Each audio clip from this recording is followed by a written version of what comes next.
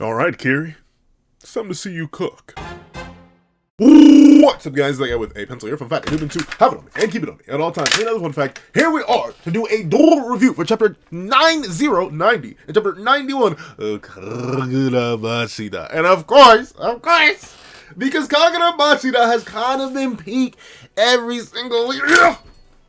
I literally stabbed a device on the floor with the hill. But regardless, we got a pre-draw, right? We got a pre-draw. Kagurabachi's been hitting, and it's been so consistently hitting that, like, I ain't even scared of the pre-draw. I don't even think this is ever gonna go badly. Like, notably, I'm not sure, just at the rate that Hokuzono's been going, I'm not exactly sure what they could do. I know, I've said this before, so, like, maybe I should say, but, like, I don't know what they could do to really, like, I'm not sure how they fumble. At least on the way that they're writing right now, they could literally boom somewhere on Uraha next chapter, and I'd probably buy it. like legit. They've been cooking that much that like would I even like? I'd be sad. I'd feel emotions about it, but like that's good. That's good. So I don't know. They're kind of just cooking. So I'm excited. Let's not waste more time. Let's hop right into chapter 90. Kiri. This is why I'm so interested in. I'm assuming this is gonna be a Kiri cooking chapter. But let's see. I do wonder though. We did end last chapter sitting at both Natsuki and Hokuto. So like, are they gonna interrupt the cottage? Maybe. We'll see. Go on ahead. Okay. Call Hokuto too. Oh, okay. So this is before. I'm guessing this is before. What's his name? We don't know his name. We still don't know his name. Despite meeting Hokuto, the slayer of the wielder of Cloud Gouger, we actually don't know the name of the tree guy still. We don't know names of many people. We don't know the name of this guy either. But interesting. Call Hokuto too. Other than that, proceed with the operation. But what? The real question is it just freeing the Sword Saint? Is it? Like, once again, we haven't heard from him since that chapter. Was that even a chapter ender? I think it was a chapter ender where he just was like, alright. And he just stood up, which scared the soul out of everyone else. That was like, he's not supposed to be able to move. Did he just... So, like, I actually don't know. I don't know. I mean, I guess it has to do something with freeing the Sword Saint, right? Especially with the whole idea of Yoda's eyes flashing black like that, and the same with the Sword Saint's eyes do.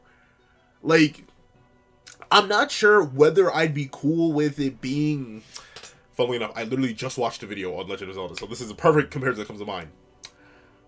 Do I want Yoda to essentially be Girahim from Skyward Sword? Or aka, he's like a manifestation of the Shinichi, and ultimately he's trying to free his master, and the Sword Saint overtakes everything because, like, not really.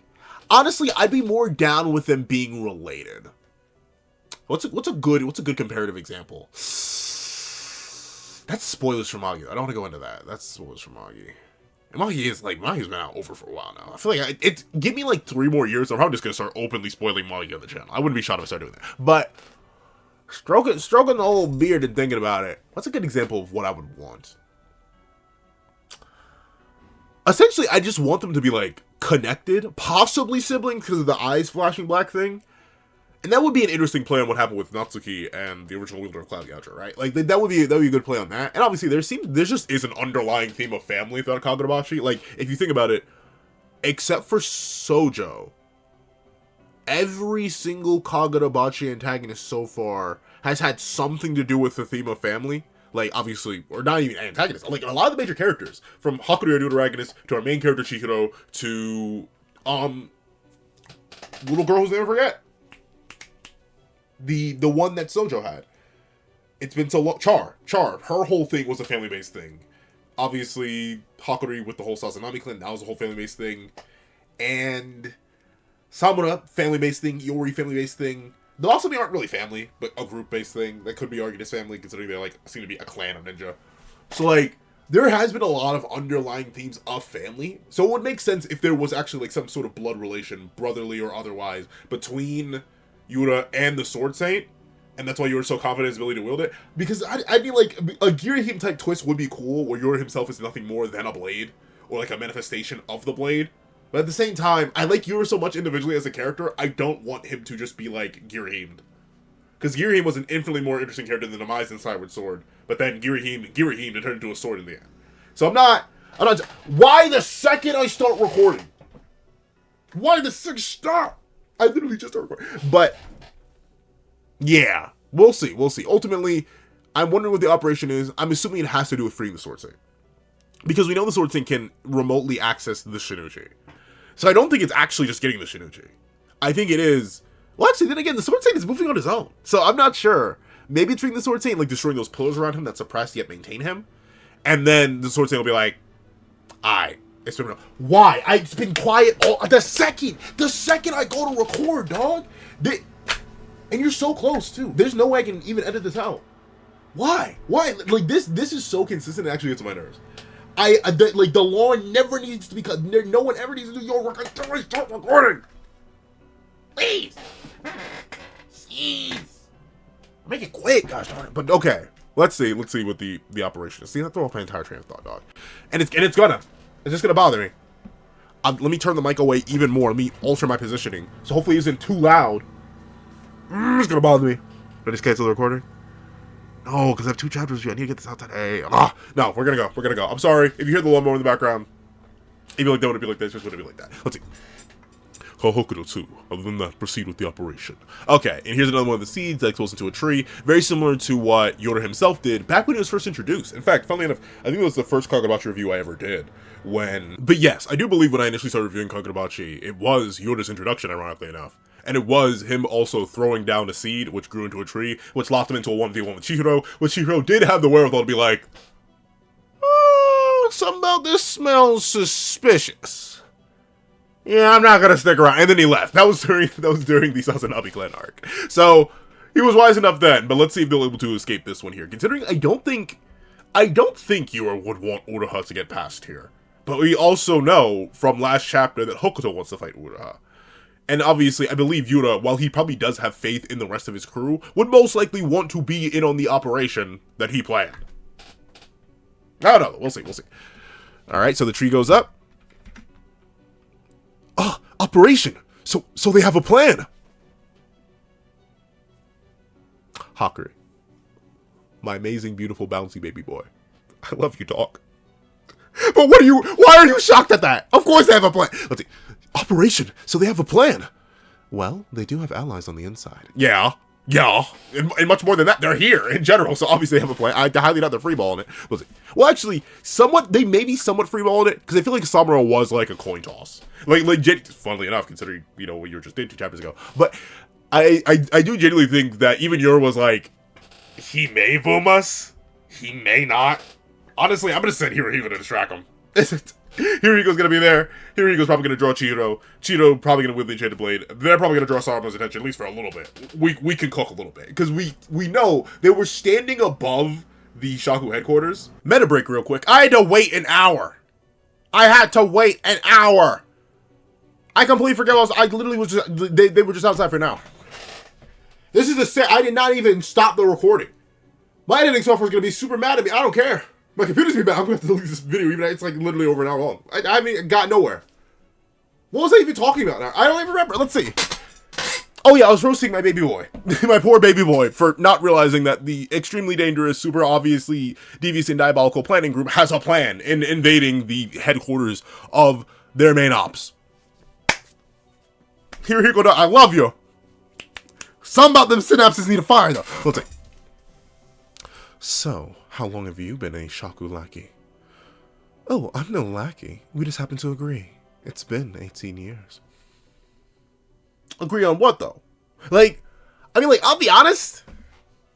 I'm guessing they disagree on, the stance of the war? And that the Kapanabi are bad people? And obviously, the sword saying bad person. Maybe that's it, but, I'm not, if you're fighting for the side of justice, I wouldn't say the Hishaku is your best bet either. They're not necessarily good people. At least if I remember, we literally open up this series with them dealing illicit substances. That was their introduction.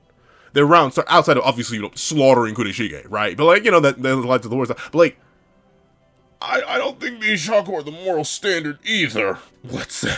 But interesting. So, it looks like Kiri, no, I think was this last time? Let me see. Did she mention that she knows this guy? Oh, yeah. Okay, so she does seem to know them, alright? Because she asked how long it's been, and then apparently it's been 18. So how old is Kiri? I cannot tell the age of any of these characters, dog. I think Chihiro's 18. I think Hakuri is like 7. Hold on. Do we have the official ages for any of these characters, Rojacho? Let me see. Let's do Hakuri Sazanami.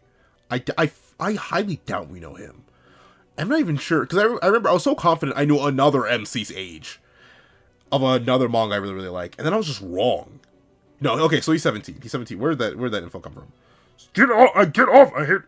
Let's see, Kagurabachi manga volume 4. Okay, so he's 17. So I'm assuming Chihiro is 18, right? Chihiro is 18. So 18 years since the war, I'm guessing. We know that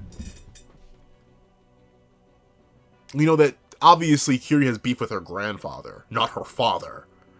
And she's working with the Kabunabi. So like, but then again, Hakuri's working with the Kabunabi. I'm assuming she's either probably near adult age, but I was not expecting this woman to be near 18 years old. Maybe she feels this type of way because her family was lost in the war, I'm guessing? Something like that. I feel like it is mad random to have the Ishaku be your golden standard of morals here. Let's see. Here it comes! Oh, that is right. She was the speedster archetype, I do believe. Interesting, though. So she went right back to her base step. Meanwhile, Ura's currently 1v1ing Yura. I hope that works out for him. Let's see. It's really fast. I know. We used to work together. Oh, okay, so yeah. So they did used to work together. Let me think of inferences. Let's see. I know. We used to work together. She killed a lot of Mr. Kudo's troop with that. What? Did she? I remember it was... Well, actually, no, yeah. I think it actually was her. Because it was the other guy who disguised himself as Kudo that nearly took Hakuri's life. And had Kudo's subordinate have to be the one to take it out and let Hakuri escape in the first place. So let's see. Miss Kiri. Kiri. Okay, Kiri. You know what? I get that. And notably, I'm not sure what her relationship is with her father. Her only established dynamic so far is with Uruha, now Hakuri, and her grandfather. But I also don't like being called Mr. Pencil. Like, I've gotten used to it because I'm just at that age. Like, I'm old. So, like, someone called me Sir. And I'm like, yeah. Or someone called me Mr. Pencil. And I was like, typically I'd say that's my father, but yeah, that's also me at this point. So, like, I'm old enough that it is, but I also don't really like being referred to it. I get it in, like, a completely professional setting, though. And obviously, Hakuri is just being respectful. Like, it does hurt to be like, Mr. Pencilman! I'm like, yeah, monkey, go ahead. I am Mr. Pencil. Let's see. Kiri! The Shinichi and the... Wait. What voice did I give this guy? It's been so long. Let's see. The Shinichi and the Swordmaster. If they get their hands on both, it'll be the end of this country. But that's where you come in. Your job is to isolate the Shinichi. Then the Hishaku will have no way to get at it. I see. He has to fail, right? And that does make me wonder, right? Ultimately, Hakuri cannot succeed in his objective, right? Like, that can't happen. That cannot happen. So the question is, how is he going to fail?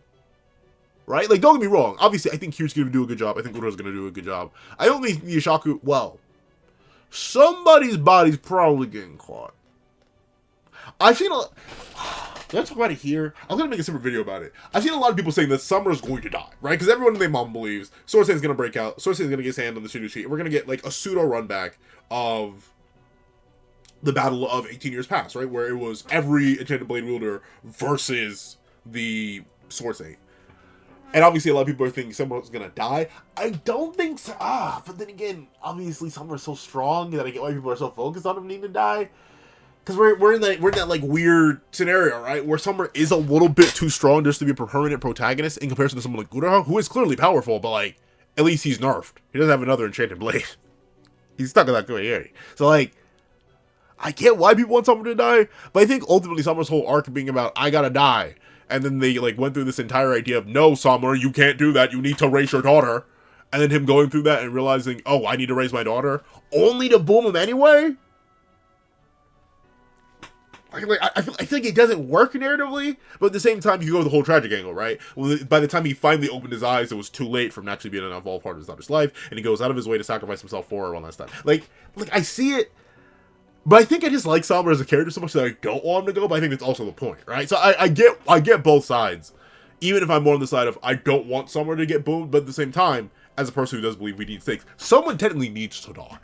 And Uruha already died once, so it would actually make sense, especially considering just nerfing our main cast, because they are getting kind of cracked. Not like that's spoilers for another manga, so I won't say it. But like there is another manga like where the protagonists are just kind of cracked. They have like too many strong characters on their side, and I'm not sure how the author's gonna write around that.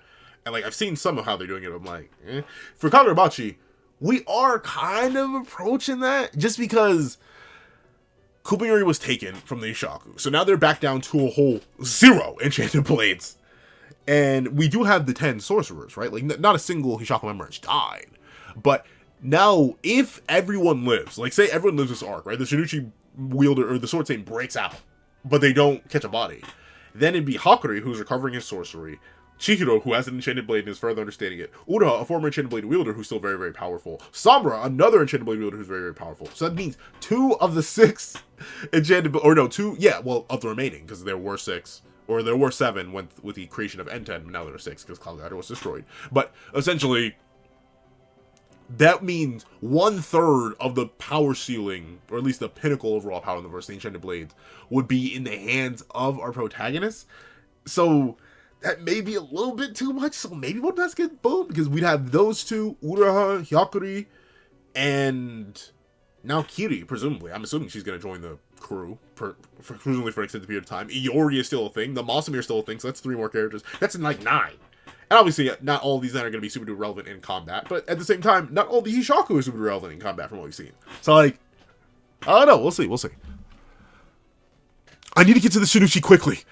With my help, we can thwart them. But you're gonna fail. But like, how is it gonna fail? Are they just not gonna make it in time? Or is someone gonna intervene? Like, I don't think Hakuri's gonna die. There are 2 characters in Kagurabachi who I think are immune from death, and it is we also have Shiba. Completely forgot about Shiba. And technically, we also do have Hiyuki. So that's like 11 very powerful characters. And Nozami isn't dead yet. So like, there are like the protagonist side is looking a little bit thick and juicy in terms of his power. So maybe we do need all Sombra just for like narrative balance. But we'll see. We can thwart them. All right. Oh, there's another of these, I think it was like a Mako Demon Bite. Let's see. Or there was. Alright. Hakurin. Hakurin? Hakurin? Interesting. Hakurin? Are you Hakuri Sazanami? Oh, yes. You just got that? Actually, that is a good point. Did he introduce himself? I mean, she did protect him on instinct because Uruha requested, but I guess she didn't really get too much context. But, like, didn't you show up because everything was on high alert and, like, you needed to protect him? Like, why else would you be here at this specific moment? Alright. But then again, Kiri may have not just been focused on that. I know people like Kiri. Let's see. Oh, gotcha. Cool. Okay, then. I'll protect your life. Alright! So she's like, before, I kind of just protected you by chance. That guy was there. He got quad-sected. But, now I know who you are, gang. Okay, now I get it. Okay, Kiri. Let's see. I'll protect your life. 5 shaku odachi katana onichika. Okay, interesting. That is a thick behind name. No way, no. Why is it called Onicharu? Okay, alright, we'll do it. Kagurabachi, man, don't do this. Let's see. Onichan for short. There are many drawbacks to a sword that's over 2 meters long, including the hilt. That is huge. For reference, I'm 6'1", 6'2". That sword would be taller than me. Like at full size, I can't fit on camera, obviously. But like, that sword. Here's a good reference. This ultimate weapon here is 120 centimeters from hilt to blade tip. 120 centimeters. It would be literally another, like, take half of this and smack that on. Because that'd be 180, which would be 2 over. And notably, it says over 2 meters long, including the hilt. So, like, you have to slap you'd have to take more than half of this and slap it onto the edge of the blade. And for reference, even me just holding the blade to my side like this, I need to work on the chest. But even me holding my blade to the side like this, I can't lower it anymore or else it's going to touch the ground. So a blade that's over 2 meters in length is actually pretty darn hefty, I do say. Pretty darn hefty. Hold on. Get back up here, buddy. Stay up there. There you go. Let's see.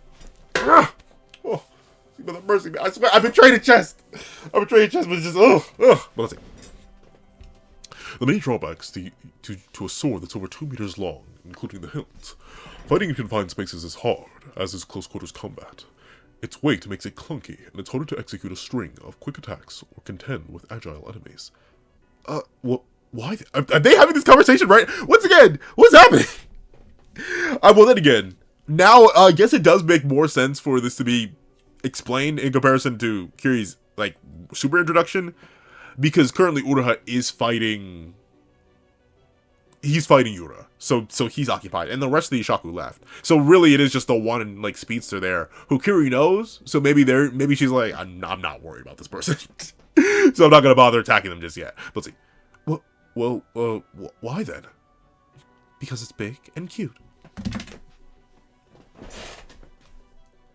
Notably, she actually wields. Hi, I'm sorry. I'm still trying to get used to this new camera angle, but.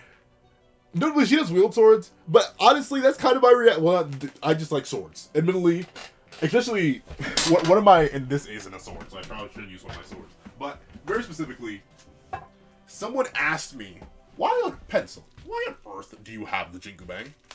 Especially, like, sometimes I do keep it typically in its smaller form. I broke it, so I have to be very careful with it. Hold on. Screw. Oh no, I'm screwing it the wrong way. Wait.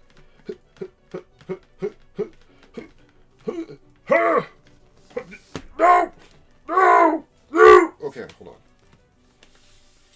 But like, there are many a time where I'll just keep it, if I can get it to secure itself. Hold on. Secure yourself! There we go. And then, loosen it. So like, obviously it's not 2 meters in length, it's nowhere near. But sometimes I just have it like this. And like, I've walked around like this. And some of the people I hang out with, they're like, Pencil, why on earth do you just have the Jinkubang? And I was like, I think it's neat.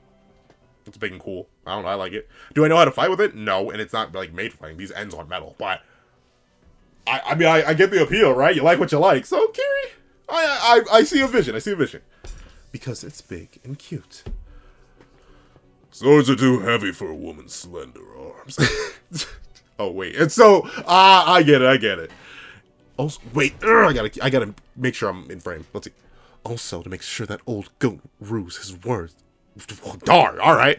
Also, to make sure that old goat rues his words in death, it has to be a giant sword. But you know what? I don't know this guy from Mechanic Paint. He did like almost slaughter his students twice over, right? It's noted that both Samura and Uruha both nearly died while being trained by him. But I do genuinely wonder, did he had, and like notably, I can think of this, and this is so confident in my mind because I remember being rage baited by my own grandfather. I think he intentionally rage baited her. Part of it, especially considering he didn't stop her from getting sword training. He just didn't train her himself. I think he genuinely wanted someone to surpass him, so he like rage baited his own granddaughter. Just like this looks like the face of someone who wants to rage bait their grandchild. I can only think of it because like I think of a lot of moments with my own grandfather when I was younger. I'm like, he was genuinely rage baiting me. Huh? That's crazy. I can't believe you do that to me. I'm your first grandson, and that's what you did. You rage bait me, but. I think that's the case, just based on this fact. Let's see. Hakuri's like, whatever works, man. Please just don't let me die. Let's see. Oh, alright, let's see. Her boasting was justified by her sword play. The aforementioned drawbacks only exist when the sword is leveraged at the hilt. She doesn't swing the sword. She centers the sword and dances around it. Ah, interesting. So, well, funnily enough, she kind of wields it like a Jinkubang, or like a staff, essentially. Where, notably, like, you can just, like, wield a staff like this. Like, like at the like you especially. Should I do it at full length? I'm not gonna do it at full length because it's already kind of large as it is. I'm not gonna full length in the pole again. I literally just closed it. But essentially, you can wield a staff like this, but it's not that effective.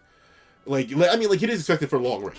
Like you'll see, especially in Black Blue Kong. What is it? The pillar stance, I believe, where one of the moves is just to launch it out.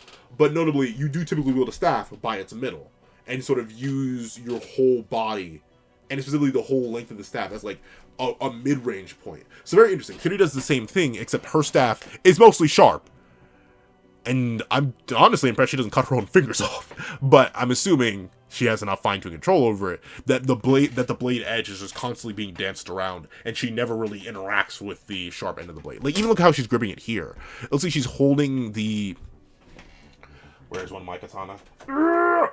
It looks like she's holding the blade here on the back edge of it, and then she's barely, like, her hand, especially considering the hilt seems very, very long, her hand's not even, like, gripping the hilt. She's holding it like this. Obviously on a much larger scale, though. Let's see. She centers the sword and dances with it. The sword moves as if magnetized through her body. She not only nullifies its drawbacks, but also the length. She not only nullifies its drawbacks, but also uses the length to her advantage. Ah, okay. So yeah. So she essentially uses the blade as... Realistically, she almost uses the blade as like a claw. Like a claw she can move around her entire body. Because she uses offense and defense by essentially shoulder checking you with the blade. At least that looks like what she's doing here. Actually, no. Because of the way that the blade is drawn, I actually was confused here. It looks like she may have up-slashed it here. So she almost uses her own body as like a leverage point. So she like yank the blade up, it slashed through, resets the blade down, pulls the blade over back. So that is very interesting. Consistently having just a sharp edge around her at all times. Pretty smart. And it does seem to nullify any drawbacks, because as long as she's wielding the blade close like this, especially with her build, the blade actually being that big makes it a better defensive offensive weapon in a way. Like, notably, this sword is only about maybe... I have a ruler right here. From hilt to tip, let's see, that's 1 foot, 2 foot, about 3 foot. This is about like a 3 foot, couple inches blade. As a person who's 6'1", like, I couldn't defend my entire body with this. I'd have to, like, guess and move in time. If this blade were actually if I was wielding Masamune, essentially, I could just have the blade all to one side, and you gotta get through it before you actually hit me. Obviously, they make it more cumbersome to wield, and you can definitely still just block and dodge. But as an offensive defense, something of that size and scale actually is pretty effective. I see the vision. Let's see. Almost as if the giant sword is on a rampage of its own. Yeah, because with her centering it, you need to get through the blade, but the blade's constantly moving. Good luck with that. Though I do wonder, how does she... I mean, maybe it's probably just constantly coursing around her hands, but presumably she's also using spiritual energy, right? We know how the EIY Purity style works, is that the wielder of the blade concentrates their spirit energy around the blade inside the sheath, and then they burst out, allowing for a massive boost of speed. But notably, without that medium to concentrate around and the blade being in constant motion, I wonder where her spirit energy is. Is it still just constantly coursing around the blade? Or is it just contained in her hands to allow her to make those quick motions? Like she does here, right? Where she throws the blade over her shoulder and cleaves through the Mako demon bite that was behind Hakure. I don't know. We'll see. Almost as if the giant sword is on a rampage on its own. Okay, she's built like that. Impenetrable. You know what? I give credit. To the girl being like, Took one look at that and was like, not right now. No, I'm not trying to die today. Let's see. Uno's watching on like, oh, she's built like that. She really is one of the members of the elite class. I'm so proud of her. Let's see. Oh wait, what voice? Because people don't like the Ura voice. And then ultimately, it was Kukuri's voice. I'll keep the Ura voice as Kukuri's voice. What voice am I giving Ura now, though? Because I do remember making that promise. I'm going to change his voice. What voice did I give him last chapter? It's been so long since I recorded Kagurabachi. Let's see. From a tender age. Ura, I wrote my wish. Oh yeah? Well, let's see. I will destroy the white purity style. Alright, interesting. This is more like a declaration, not exactly a wish. Is that including me? Uro's being like, I'm helping raise you right now. Yo, daddy ain't even in your life. What do you mean? What do you mean you're gonna destroy all, like, the entire thing? But hey, once again, having me heavily believe that the grandfather rage baited his own granddaughter into being like, make something new. I could teach you my style. Or I have disciples. Do something else. Free ball. Ultimately, she's probably gonna free ball. Let's see. Well, no, she is free balling. Especially considering, I'm not sure how effective her fighting style would be if she did actually have a sheath. Like that's the thing. She has no visible sheath on her body because the thing would be huge. It would literally be taller than her. Or not taller than her. The sheath would almost be taller than her. It'd be up to her shoulders, which could lead to an interesting fighting style thing. But I get it, especially if she's focusing all of her spirit energy around the length of the entire blade or doing something close to that. It'd probably be too much to wield the sheath at the same time. It would allow for less free mobility, considering if you're wielding the sheath in one hand, you have to then direct the entire actual blade around your body with one hand. So I get that. And she could have the sheath on her hip, but then that could lead to mobility. Ah! Okay, good. That didn't break anything. Sleep at the mercy. But let's see. I keep going back to Uruho's whole voice. Well, look at that. Nice. Distracted. Yeah, I'm about to say, Uruho, you do. I mean, does he know that? Actually, I'm not sure if Uruha actually does have the data dump that Yuri is the leader of the Ishaku. I think you should be able to tell. But yeah, maybe you shouldn't take your eyes off your opponent right now, Uruha, even if you are worried for Kiri, which is sweet. I already do like the dynamic between Uruha and Kiri, and once Summer shows up, I do hope they actually get to interact. That'd be really cool to see Summer being like, wait, you locked in? You aren't still trying to destroy me, right? Like we're cool? But oh?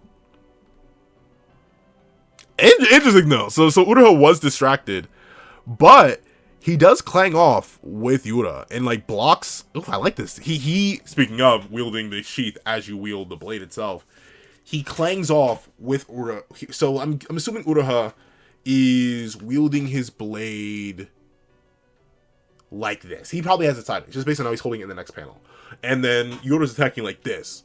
So Yura slides his blade down, swings further, but Uruha blocks with his left hand with the sheath of his blade, which makes sense. He needs a sheath for the Yaoi Purity style. And he reinforces the block by lifting up his right leg and holding the sheath to that to block the sword. Very, very clean. I like it. Let's see. Oh? All that praise and glaze for what? Okay, so he swings through. And then Yura just lands a kick. Okay, I see you. I'll admit, fighting this crazy in a suit is wild. But like, oh, what? No, but okay, I'm gonna torture y'all one last time because I'm so used to the Uruha voice being from Uruha. Give me a base to base the voice off. I'm not sure, like, what vibes. I'm not sure what voice I should give to Uruha. I have to think about that because like there's so many other like deep male voices. But, like, obviously he's older. Like he was a full-grown adult during the war. Like, Uruha's like 36. He's in his 30s. So, like, I'm not sure how to voice him. And I don't want to just give him my voice. Let me think. What's a character I can't do TFS Vegeta? And I don't think that works either. Like I'm not sure. What is an Uruha? I feel like I've seen Uruha-type characters before, but I'm not sure. But, funnily enough, I give him the... I'll think about it. I'll experiment throughout this review. If y'all guys can think of like a perfect voice match for Uruha that you think I could pull off, or I could try to pull off by next review, let me know. I don't know. My brain is struggling to think of an actual voice for this man. That's not what my body feels heavy all of a sudden because I'm so used to voicing him like that. I was like, what? My body feels heavy all of a sudden. Okay, interesting. Ooh, and Kiri gets heavier too. Let's see. That's what you get when you destroy a lucky charm. Oh, interesting. So the Mako demon bites are lucky charms? And I thought the guy had only spawned the one, but I guess there are multiple. Let's see. The dancing lion heads. It's some kind of sorcery that punishes people who attack it. Actually, that is smart. Because ultimately, that's a lose-lose scenario. Or a lose-lose-lose scenario. Either one, they just bite you, which is going to do damage. Two, they don't bite you, but they constantly linger on the battlefield, which is just annoying, right? Like, if anyone who's fought as owner in a fighting game knows that stuff just being on the screen is annoying. Even if it's not doing much damage, especially, I think of fighters all the time, where, like, a lot of keyboards don't really do anything. They don't even do chip damage. But just things on the screen, or, I'm thinking of false players and guilty gear, but, like, they're having things on the screen is just annoying. And that's another case. Or, you attack them, and seemingly they just respawn and or do more damage by inflicting with a curse. So, pretty good sorcery, pretty good sorcery. Let's see. It's some kind of sorcery that punishes people who attack it. Ah, it feels like my body is weighed down. No wonder it was so easy to slice. So that's how it works. Ah, so it is meant to. So they are there to bother you, but they're there to bother you one way or another, either by being there or by being attacked. If you do manage to attack them, their durability is nothing, so you get encumbered by their curse. Let's see. Sure, I can still move, but I've only dealt with half of them. Destroying all of them is going to be a tough fight. I did not realize he had spawned this many. I only just saw the one that was sliced in half. Let's see. Oh, heavy. Now's my chance. But she just intends to wait until I'm done. I mean, Kiri, I wouldn't want smoke with you either, dog. I would also wait until you are heavily encumbered. I would not want smoke with you. You seem a little bit too dangerous. Let's see. Oh, I love the detail on these designs. Like, they're very good. But let's see. All right, 4 lunging in. Wait, what's happening? Okay. Using Hoko is... Oh, interesting. So she's cutting a square beneath him. She's like, why are you this heavy? Huh? First things first. What? What? I mean, I know they'd be annoying to dodge, but maybe you should at least boom the girl before you get quadruple bit. Alright, let's see. Ugh, darn, Kiri. Kiri! She does look... Is this bait? Speaking of rage bait, is this bait? Now, off with her head. Okay. Vroom! Okay, so she's going in for the decapitation? This chapter's called Kiri. She's gonna fail. Let's see. She lunges in. Oh, interesting. So Kiri, unless her hand's empty here. Oh, no, I think her hand may be empty. She is actually holding the entire blade by the hilt here. Interesting. Rushes. Stabs. Oh, yeah, okay, so she sacked the left arm. So I guess she is right-handed. Because she's holding the blade in the right here. She's holding Onich. I'm not gonna say the full name, I'll just call it Onichan. She's holding Onichan in the right here. But then, throws up the left arm to block the stab. Interesting, did she get double stabbed here? Oh, no, she didn't get double. Oh, that's actually even more metal. So she got stabbed, So she got stabbed through the left arm, but still used her free hand to snatch up her right wrist. Okay, Kiri, I wasn't familiar with your golly, alright. Sorry, I'm used to speed, which makes it. So, I mean, maybe she just trained with Uraha and them, or just watched. Because I doubt her grandfather trained her at all, right? Like, because he's rage baiting. So, interesting that she's used to speed, which would imply she's fought White Pretty Cells before. But like, there are only 2. Like, Chihiro just started recently ripping it. Hiko just started recently ripping it. But only Samura and Uraha were White Pretty Cell uses, which implies they may have trained with her. But it's really hard to tell. Let's see. With one hand? Gotcha. Now I can handle you all at once. She lured me in, but as soon as I get free, I'm not letting you go. Woo! She said, "You're mine. I'm gonna break every bone in your body now." All right, let's see. Her grip is insane. This is nothing. I'm used to handling a real beast. Let's see. Okay, so she swings the blade around. Oh, this big he's looking up like, am I into this? Let's see. Whoosh. How? How'd she even... Okay, so she still has... okay, I see what she did here. So since she... Let me see if I can understand this. Since she has the grip with the left, and she's already heavier, right? So she's already way more than she did before. And obviously she has raw strength. So she grips the woman, falls, the beasts fall with her because she's already heavier by the previous beast she's already slain. She flips it. And she's lucky the hallways was big enough, or she was strong enough to just cleave through the ground here. Because she flips it. She was holding Onichan in reverse grip here. You can see that by this. So she's holding Onichan in reverse grip. She falls, flips Onichan around, pulls it up like literally, I'm not even sure if I have the dexterity to fully portray this, because she has it in a back grip like this. Hold on.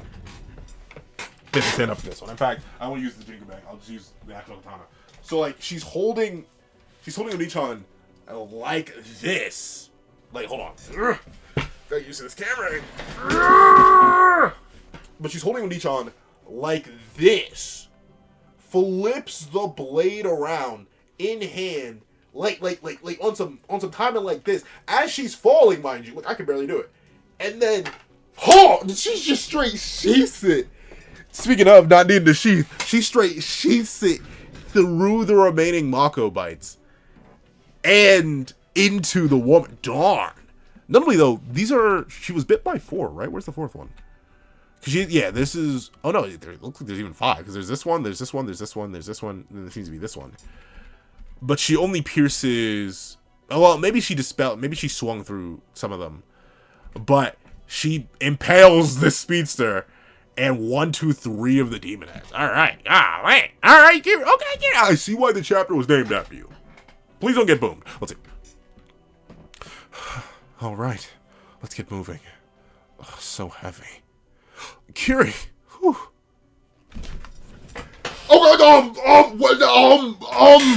Huh? Where did you come from? How did you get here? I thought the barrier was open for like 0.2 seconds. How did you get here? Good to see you, Hokuto. What? Hey, where's Ura? Don't! Oh, and shout out to everyone who made sure I wasn't delusional. I'm glad we all agree. Hokuto's handsome, but regardless, I knew he was going to show up, but not this quick. What?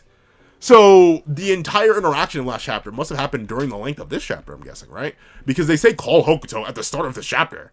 So, I'm assuming the call, they probably got in contact with the tree guy. The tree guy placed the call. Hokuto had his own interaction, heard that Uro was alive, and I just teleported here? We don't, well, maybe he was able to get in here because he already has his clone in here, so he was able to, like, swap with his magical signature or something. Then again, the clone was in the room with Azami, so unless he had like a backup clone, I'm not sure how he did this. Like, how did he get here? Because notably, unless something else happened, the hole that the Shaku used to teleport to this level in the first place was closed after they already got the one guy. So maybe something happened at headquarters again, or wherever the security for headquarters is being held up at for Hokuto to get in here, because he kind of just, I mean, it's cool, and leading on Ura is crazy, being like, hey, where's Ura? He legit was like, little broski, where's your daddy at? Just what? Okay, good to see you, bro, Chacho. I am actually wondering. I wonder if the next chapter is gonna explain that. Like, what if I have a next chapter right here? Obviously, though, hold on, wrong blade. W chapter, clean, easy W chapter, But let's see. Let's head on to chapter 91. All right. Kagurabachi, chapter 91, Natsuki. Oh! So we're just doing character names for titles now. So I'm assuming Natsuki himself is going to show up. Yo!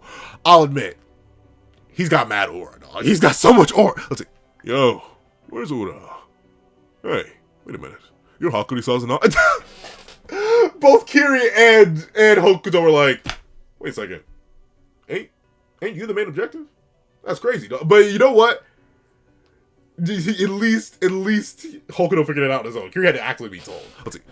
You're Hakuri-san's army. The Hishaku. Hakuri, please, like, move? Then he may not want to move because he doesn't know how strong this guy is. Oh? Interesting. So Kiri, while way down, does go in for the attack, but does look like she's physically stressed here. Let's see. And she very, very smart. So she lunges in.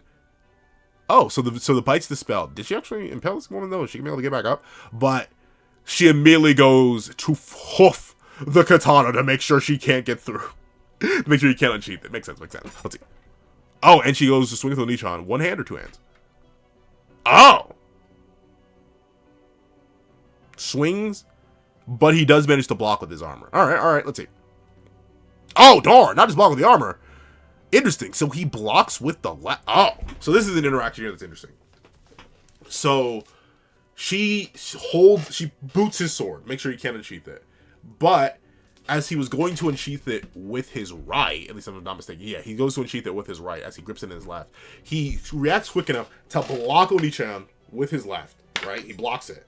But then, instead of, like, reaching out with his now right hand, or unsheathing his katana now that he, maybe, like, her foot is off of it, he instead blocks with his left and then lunges, like, I'm not sure I can portray this. I'm assuming the anime is going to go something like this, where once he blocked Onichan like this, with his hand up here, he then forced the blade back. Then again, the blade the blade is leveled like this. I'm sorry, it's hard to do it because I only have 2 hands.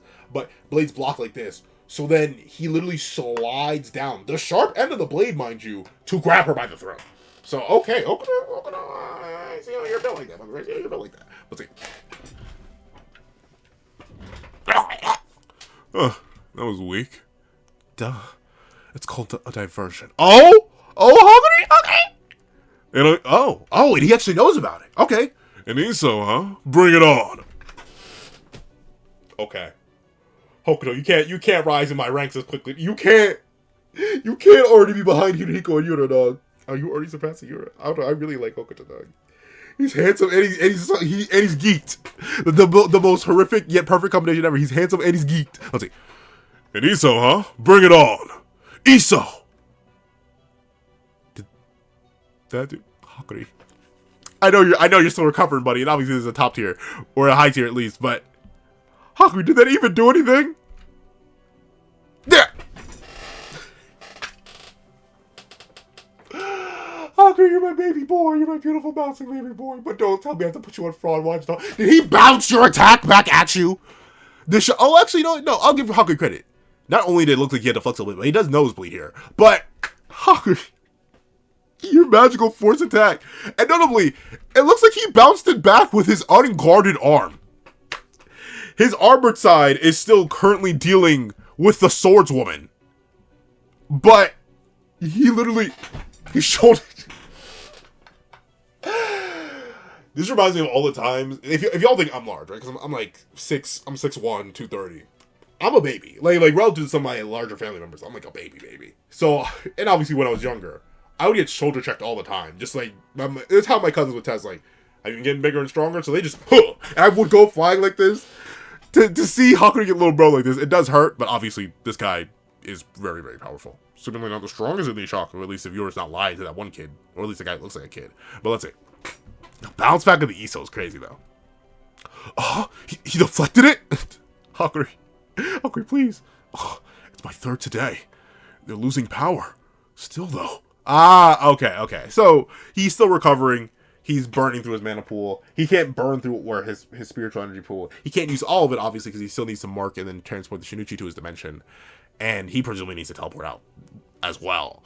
So I get it. He's just running out on steam. And plus, they did have to, sack or, rearrange a piece of his brain in order to get his sorcery working again. So, I understand why he's struggling a whole lot here. He's been going through it, definitely. So I'm not gonna blame Hogwarts, especially against the top tier. Or at least what seems to be a top tier. Let's see. Still, though, he didn't even stumble. Well, but you did make him bleed. He did have to lock in a little bit, and he did make his nose bleed. Let's see. Hey, where's Ura? He's like, alright. The kid don't care. Irrelevant. He's Hokuri's Sazanami, but, all according to Keikaku. You see the work here. Where's it? I was told there was gonna be an Ura here. And the tree guy never lied. Where's he at? Come on, just tell me. What's it? Oh, he's crazy strong. If I were in good condition. But so obviously, yeah. Kiri is massively nerfed here, but I don't. And this may be bad. I don't think she's probably going to be comp for Hokuto, even if she was at peak condition. But maybe. She is much stronger than she is presumably here. And obviously, you'd think the weight would help. Being weighed down would help. But it may be a case where the weight only applies to her. Because Hokuto's still casually holding her up with one hand, which could just be a testament to Hokuto's strength. Maybe he's just so strong that the extra weight doesn't even register to him, and or she's the only one being affected by the weight. It's a curse specifically placed on her, and the powers don't interact. Like one of my OCs. Where's that sketchbook? Oh, it's right here. Perfect. Let's see. In fact, he's right on the next page over. I think he's gonna go up today. Not you, Alex. This is one of my OCs. His name is Max. And he very specifically has the ability to alter someone's gravity relative to just themselves. So, he can point at somebody and then multiply their gravity by 100, but it will only affect them. So they will be weighed down by 100 times, but if someone were to interact with them, they'd move as if they weren't. He can choose to make it affected so that everyone's infected, or not infected, but affected by the gravity manipulation. But most of the time, since he fights with other people very often, he just weighs out his opponent to limit their options, and then has everybody else gank him. So he'd multiply their gravity signature times 100 to everything else, while not messing up their mass signature that everything else around them gets drawn in by a being suddenly gaining 100 times more mass. So that may be a similar case here, where Kiri's being weighed down, but it's just Kiri. It's just affecting her body. Let's see. Ura's probably been sapped by those things too. Ah, so she's worried about... So see, she wants to destroy the AI purity style, not some random. Let's see. You don't know, or you won't say. Oh, but yeah, look, Hoko, he didn't do too bad. He's literally having to wipe his nose now. Let's see. Sorry. The latter. Run. Oh, okay. So she is sticking to her word, right? She's standing on business. She doesn't want to give her Gramps. Can I say that? Does that sound? I mean, it's gonna sound weird. She does want to give her Gramps back shots. That sounds so weird. But she is still like mission oriented. It's like, get out of here. We're so cooked. And notably, she does care for her enough where he's like, if I'm being hammered by this, Ura's probably being hammered by this too. Then let's not send him a seemingly very powerful opponent. Let's see. No, if I can unleash one like before. Hawkery, Potato Chip, Brochacho, Bromigo, I love you, dog. Now's not the time. Now's not the time to be, if I can release one like, no, buddy. Save your energy. You still need to teleport the Shinuchi. I don't think you're gonna, Shinuchi. I don't think you're gonna make it, but like, still, don't burn energy. Let's see. Too bad. Dari, she's gonna decapitate her? Kiri, bleep! Oh? Ah, so I'm assuming this is Natsuki. Alright. What? So, I guess, I wonder, so, is cutting square, like, is there a reason to specifically cut squares? Because it'll be every single time they do cut squares, it's never actually in line with the floors that's already in a square shape. Like, Kiri, when she cuts squares, it's very specifically against the grain of the concrete floor. And here's another case, what I assume is Natsuki cutting a hole in the wall. But he doesn't cut a hole alongside any of the rectangles, which admittedly, you know, the rectangles are pretty large here, so I'm not expecting him to do that. But he very specifically cuts a square that's completely off angle too. But alright. A square is cut, and very impressive, considering how fast we know Hokuto can draw his blade. The fact that he's not able to get the decapitation off, or the unsheathing off, to remove Kiri's head before Natsuki, once again, I'm just going to say it's Natsuki, considering the title of the chapter, before Natsuki can slice through the wall and then kick a block at him that he now needs to defend against. And he does slash through. Okay, Natsuki. Let's see. That's Natsuki, alright. Okay. A flash in the darkness? You're dead. I'm going to kill you. Oh! Okay, Tommy Tough Knuckles, let's see you do it then. Let's see you do it. Kiri? Hokuto? But Kiri's like, you? And Hokuto's like, you? So let's see. Oh! Alright. So Kiri did manage to get out. She did manage to get out. And then Natsuki does not just make Hokuto block, but actually sends him through the doors with a kick. Alright. I see the vision. Natsuki, thanks, bro.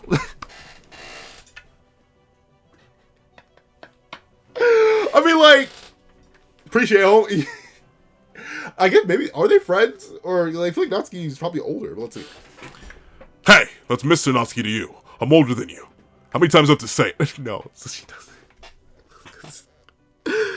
But once again, I do know people like Kiri who just don't care about, like, respect or honorifics. They're still very nice people. Notably, I'm very respectful just because of how I was raised. I'm always calling people sir, ma'am, Mr., Mrs. I try to be as polite as possible all the time, but that's just how I was raised. It's why, like, I constantly make eye contact with people. And it creeps some people out, because a lot of people are uncomfortable with eye contact, but at least I was raised in my household. If you don't look somebody in the eyes, you're trying to mislead them or anything like that, and it's rude. So like, the amount of times I've been just... Let me see if I can lock on the camera. Like, I'm not trying to have a scary conversation, but I'll just be looking at people like this. And if I'm feeling extra funny, I'll... But people get very uncomfortable when I'm just like straight dead stare into their soul. But because of that, I understand Kiri to a degree, and people like that to a degree. Sometimes you do things just because of how you are. Other people gotta deal with it. How many times do I have to say it? Hey, Mr. Natsuki! Please, stop actively destroying the building! The building's compromised anyway. Might as well destroy a bit of it. Let's see. Alright, you got it!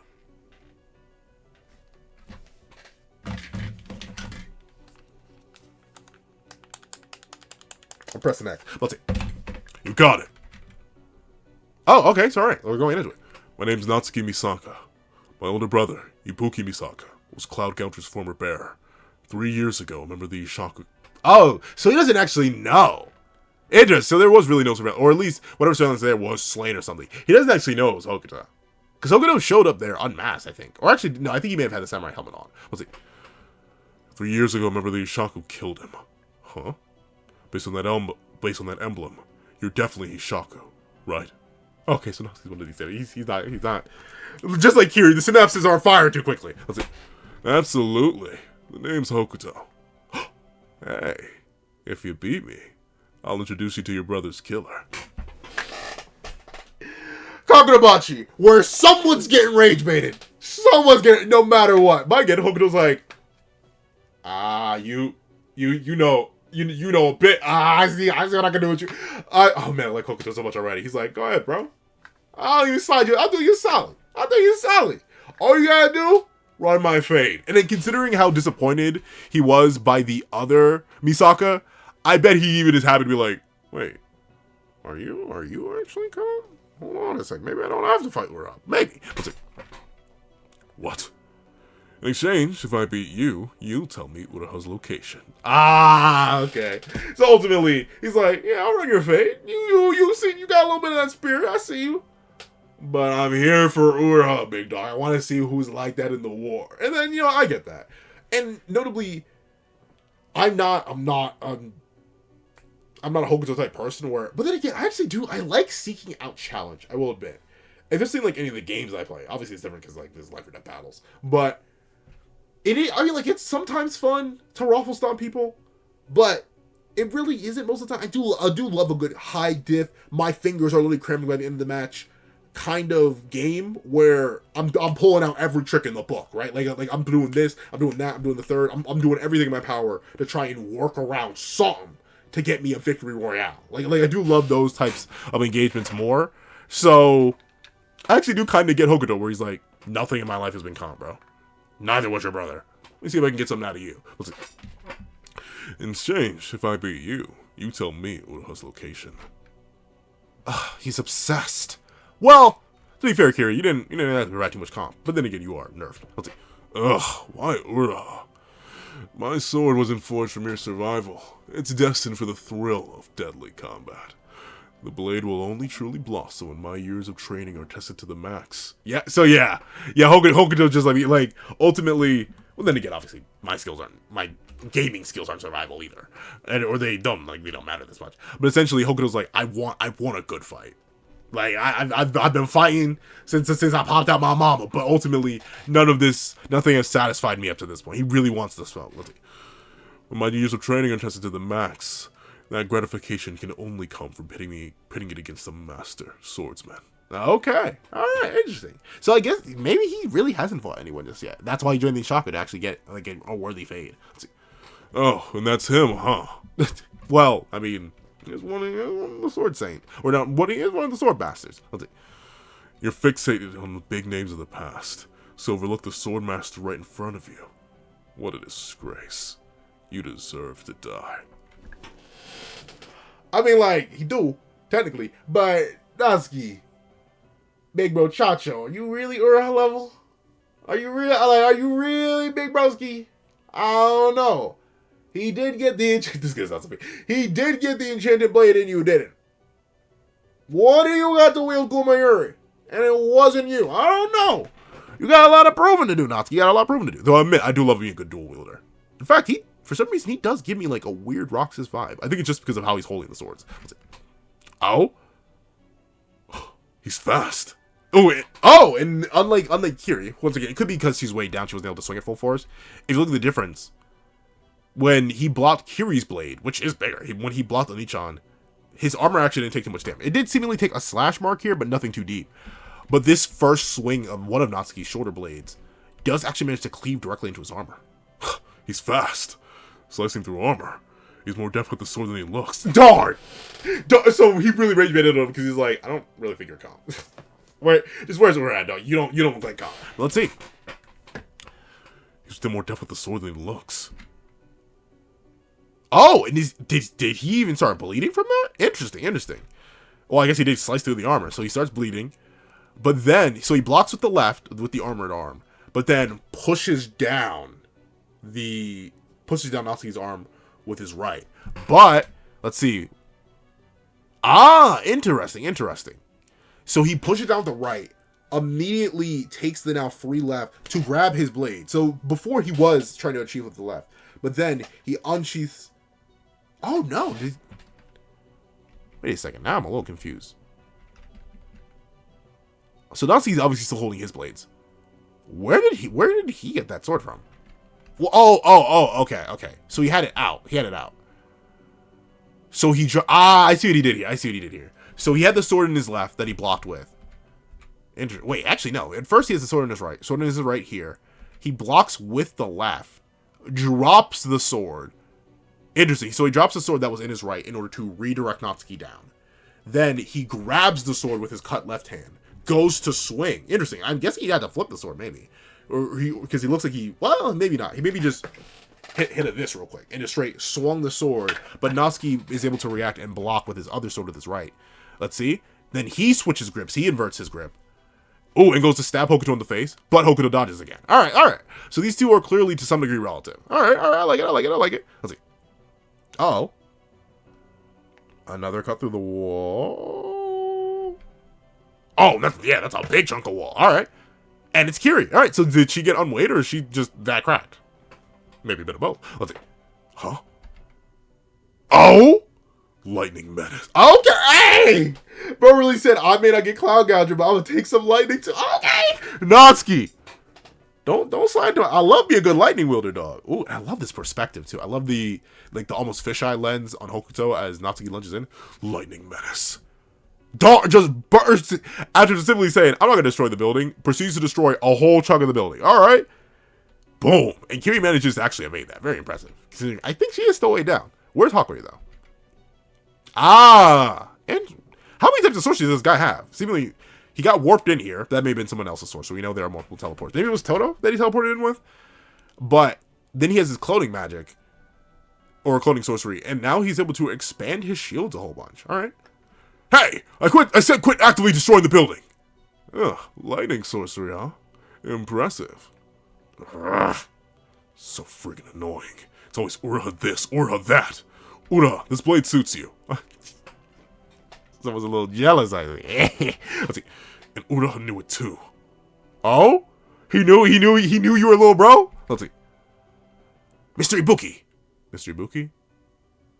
Oh, that's Kiri's grandfather. Mr. Ibuki. Wait, no. Mr. Ibuki. Mr. Samura. Mr. Okuhira. He always... Wait, hold on. He always addressed the older guys with respect. Yo, Natsuki! No one respects Natsuki now. But he was obnoxiously chummy with me. Kiri reminds me of that annoying old geezer. But she's equally disrespectful. Oh, okay. I wonder when he says annoying old geezer... Nope. I just read that text. It's really talking about the grandfather. Kiri reminds me of that annoying old geezer, but she's equally disrespectful to everyone, so she's not as bad. It's the principle of the matter, right? He sees someone else getting different levels of respect except him, but since Kiri's rude to everybody, doesn't use honorifics or anything like that, she's like, oh, whatever. Let's see. What's up, Natsuki? Both Misaku brothers were half slaughtered by Itsuo Shirikai 2 times. Okay, wait. So who's Mr. Ibuki then? Who? Hold on. I'm on the Kagurabachi Witchy already. Witchy? Lord. Ibuki? Ibuki. Oh. The older brother. No, Ibuki Misaka. Stupid. But let's see. Oh, okay, so that hurts even more. Obviously, Natsuki is the younger brother, but still, especially seeing your brother get respect that you don't. But again, I can kind of see the vision. Especially since y'all seem to be the same age. Let's see. I'm so sick of his excuses. The other guys are way old. No, I went back to his old voice. The other guys are way older. We're just a year apart, so we might as well be pals, right? Aww. So Natsuki's trying to be your friend, man. And I always refer to my friends. Fully enough, I do be hitting them with the Mr. or Mrs. last name. I don't know why I do that. That's not even I guess it's kind of a respect thing. But I do be walking up and saying, hello, Mr. this, or hello, Mrs. that. I don't know why I do that. But I do be hitting last names. Most of the time, I'm also pretty casual. And I don't hit them with the Mr. and Mrs. out of oh, you're greater than me, here's my undying respect. It's, Hey, what's up, man? What's good, mister? So, I don't know. It's different from person to person. Shut up! Did not like being in the same class as Ura. Ura, what's the class about? I was like, where's Ura, you ask? What a shame. He already bit the... Oh, he doesn't know. That's right. He already bit the dust. Good riddance. He was nothing but a thorn in my... He's gonna break through the roof, isn't he? Ah!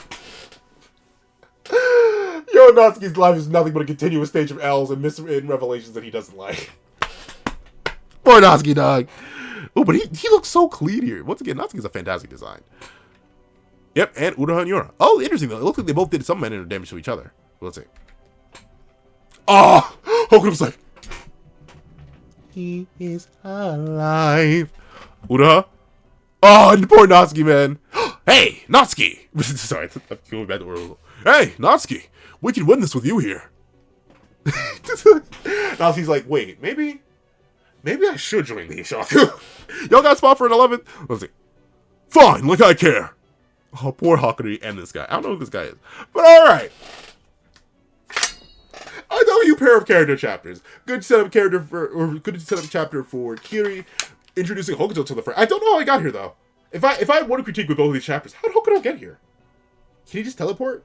Because they made such a big deal about the Ishaku having to wait for like a trader in the security room to open up a breach that was instantaneously closed a second later.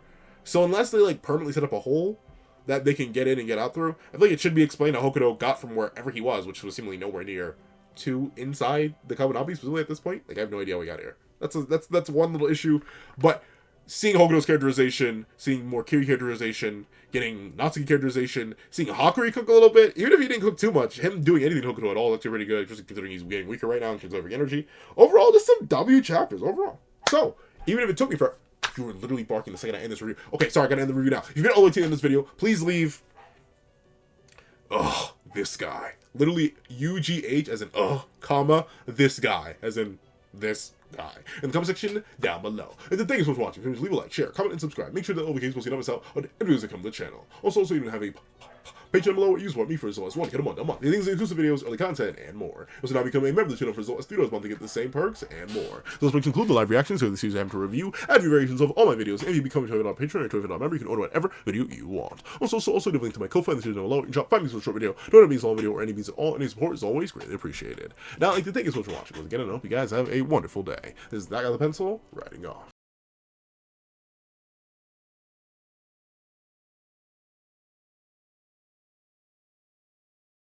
I would like to give a thank you to our sketch tier members: Eternal Flame, Redwolf 4765, Astro, Glacier XZ, Zera, Brandon Pade, J2MA, Guillaume, Buddha Ura, Alex Kenny, Enzo, Plant Crone, G Prosper, Swift Strike, Man, and Autumn Mornings Lazo, Cree Panem, Super Flame Zero, Yuki Ally, and Azo2404. Then, I'd like to give a thank you to our line art tier patrons: Sean, Midnight Lord 21, Kevin Encarnacion, Dread Zoen, A+A, and Victor Raji. And then, I'd like to give a thank you to our Ink tier members: Austin Wimberly, A. Uchiha, and Shrimpo the Shrimp. With a long, juicy, thick, hefty thank you to our digital art tier members: J Warrior and AZ Void. And I'd like to give a thank you to our colored art tier patrons: Joaquin Munoz and Joaquin Munoz. With a final Genshuin legendary super grumblyumptious thank you to our glorious, legendary, handsome, Kashimo Glazing King, Calvin Elder.